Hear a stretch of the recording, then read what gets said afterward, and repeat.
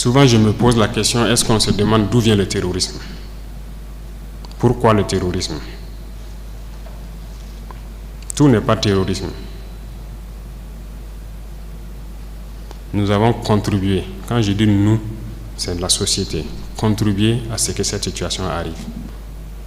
Mais j'ai marché à travers une partie du Sahel. Je ne dis pas rouler, marcher à pied à travers le Sahel. Donc j'ai pris le soin de bien voir ce que c'est que le Sahel. Et je ne suis pas sûr que ici vous l'avez fait.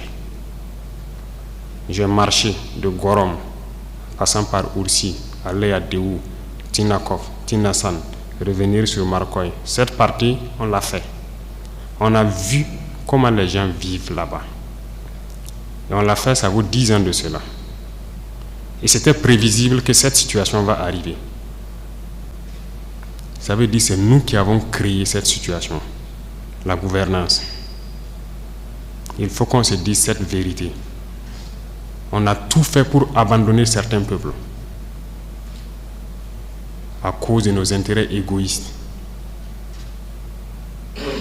On ne pense qu'à nous. Comme jusqu'aujourd'hui, on voit les gens meurent ailleurs, mais à Ouagadougou, on fait la fête. On n'a aucune pitié pour l'autre. J'ai marché à travers ces zones, je les vois trimballer des bidons, marcher des kilomètres pour trouver l'eau pour le bétail et le bétail qui meurt en cours de route. Il n'y a pas de route là-bas. Comment même un camion même pourrait arriver là-bas, ne serait-ce qu'avec un peu de tourteau pour que leurs animaux puissent manger? Il n'y a rien là-bas. Qu'avons-nous construit là-bas? Qu'avons-nous fait là-bas? Quel projet de développement avons-nous envoyé là-bas? Est-ce qu'on s'occupe même de leur vie? Rien que simple eau.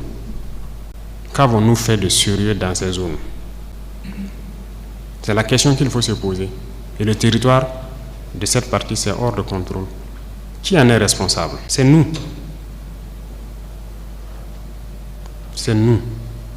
Il faut que chacun accepte ça. Nous avons toujours le slogan que c'est un pays pauvre. Vous êtes bien conscient que le pays n'est pas pauvre. C'est parce qu'on est méchant, sérieusement méchant entre nous.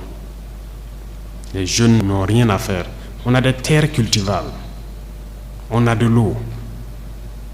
Comment on peut ne pas vouloir faire quelque chose pour eux? J'ai vécu à Djibo, avant même le début de la crise. J'ai échangé avec les jeunes de Djibo. La seule route, Kongoussi-Djibo, les camions ne viennent plus parce que les ponts datent des années 50 et les camions tombaient. Donc les camions ont décidé de ne plus venir. Ils produisent en allant à Nassumbu à Bouro, ils produisent la tomate, ils produisent beaucoup de choses. Tout pourri. Ils n'arrivent pas à vendre. Leur marché de bétail, vous quittez Djibo jusqu'à Pétékoli, ils sont là avec leur bétail, ils n'arrivent pas à vendre. Mais vous voulez qu'ils fassent quoi, les jeunes? J'ai écrit un rapport en son temps pour qu'on puisse au moins se réparer cette route. La guerre n'était pas là.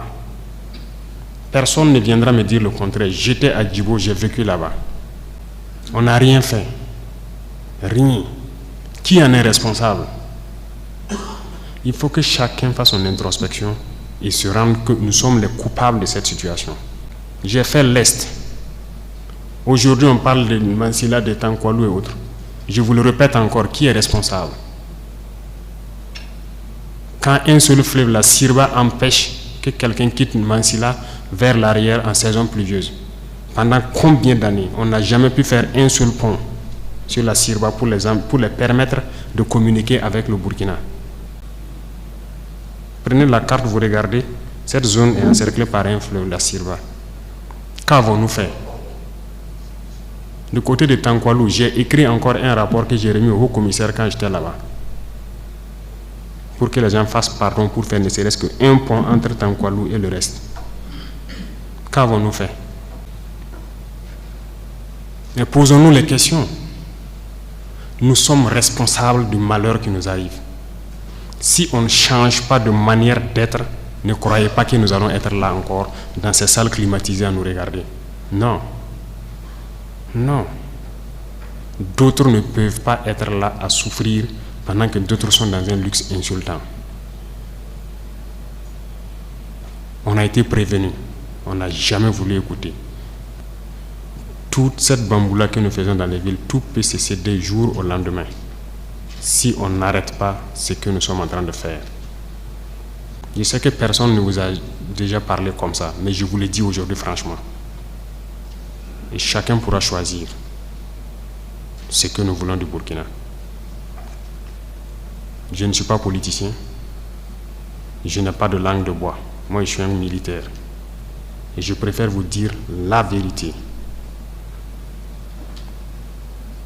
Chacun est libre de prendre ou de laisser. Tout le monde roule dans sa voiture, tout le monde vit bien.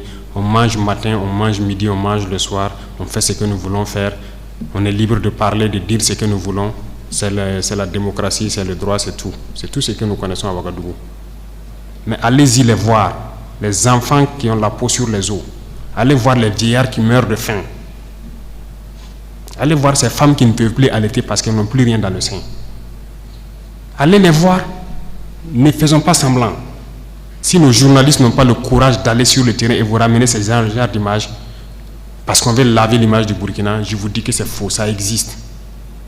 Quand je vous parle des gens qui mangent l'herbe, celui qui veut contester, je l'amène demain à les voir. Ça continue, ça n'a même pas cessé. Parce qu'on a pu ravitailler certains villages, mais d'autres pas encore, on est toujours en route. Aucun civil ne peut daigner même soutenir aussi avec des camions pour qu'on puisse être solidaire vis-à-vis de ces populations-là. C'est quelle intégrité? C'est quoi l'intégrité? Burkina Faso, c'est quoi?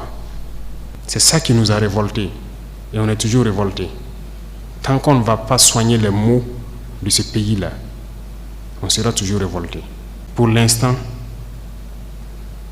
on a pu, dans l'armée quand même, réaliser quelques camions et transporter les vivres avec nos propres moyens, bien qu'on a loué d'autres même ajoutés, vers des populations qui mouraient de faim. Même dans cette location, j'ai vu qu'il n'y a aucune pitié. Des citoyens savaient que c'est pour aller là-bas, mais ils sont restés sur leurs tarifs. C'est pour dire que la solidarité a disparu au Burkina. Ayez pitié des gens, ayez pitié de la jeunesse, ayez pitié des enfants.